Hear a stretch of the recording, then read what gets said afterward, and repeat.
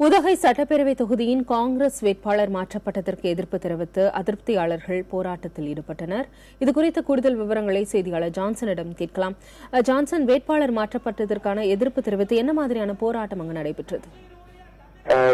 திவ்யா, இந்த மாதிரி இன்னைக்கு நேற்று நைட்டு கடந்த ஒரு வாரமா காங்கிரஸ் மாவட்ட தலைவர் கணேசன் தான் வேட்பாளர் என்று அறிவிக்கப்பட்டிருந்தது. இந்நிலையில் நேற்று இரவு திடீரென ராமச்சந்திரன், அதாவது உயிலட்டியை சேர்ந்த ராமச்சந்திரன் என்பவர் தான் வேட்பாளர் என்று ஈவிகே இளங்கோவன் அறிவித்தாரு.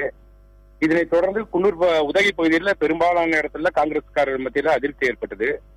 இந்நிலையில இன்னைக்கு காலையில கணேசனோட சொந்த ஊரான மஞ்சக்கம்பை பகுதியில கூடிய பொதுமக்கள் அங்க மஞ்சக்கம்பையிலிருந்து உதகை சென்ற பேருந்தை நிறுத்தியதோடு மட்டும் இல்லாம மிகப்பெரிய சாலை மறியல் உள்ளிட்ட போராட்டங்களில் ஈடுபட்டார்கள்.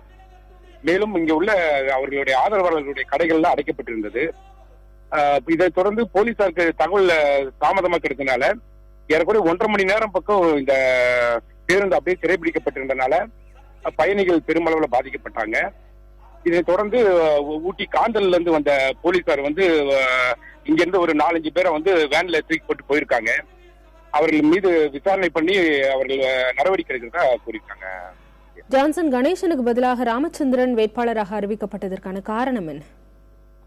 இது கட்சிக்காரங்க மத்தியில் என்ன சொல்றாங்கன்னாக்கா, இவர் கணேசன் பிரபுவோட ஆதரவாளர், அதாவது முன்னாள் மத்திய அமைச்சரும் நீலகிரி மாவட்ட எம்பியுமான பிரபுவோட ஆதரவாளராக இருக்கனால ஈவிகே இளங்கோவன் இந்த மாதிரி பண்ணிட்டாருன்னு சொல்லி அவங்க குற்றச்சாட்டு வைக்கிறாங்க. தகவல்களுக்கு நன்றி ஜான்சன்.